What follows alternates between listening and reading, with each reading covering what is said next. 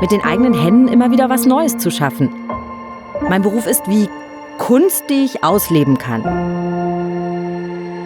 Ohne mein Team ist das eine absolut unmögliche Aufgabe, ganz klar. Nur mit einer motivierten Mannschaft kann es am Ende auch ein Erfolg werden. Ich habe echt noch viel vor. Und bei jedem Projekt ein Stück besser werden. Darum geht's mir eigentlich. We've got some fresh new young talent doing some things that I know you haven't heard before. 1, 2, 3, listen.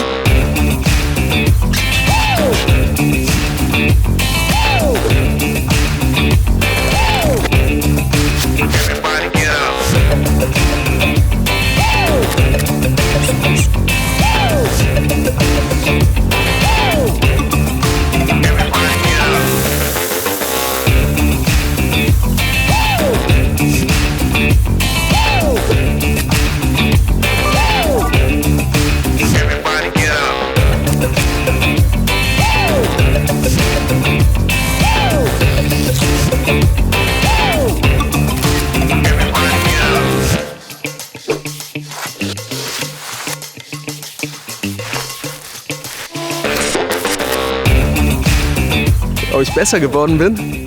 Auf jeden Fall, würde ich sagen. Mit viel Kreativität habe ich mich selbst und mein Projekt weiterentwickelt. Das, was am Ende das Wichtigste ist, ist die Leidenschaft. Die verbindet uns alle miteinander. Und was will ich mehr?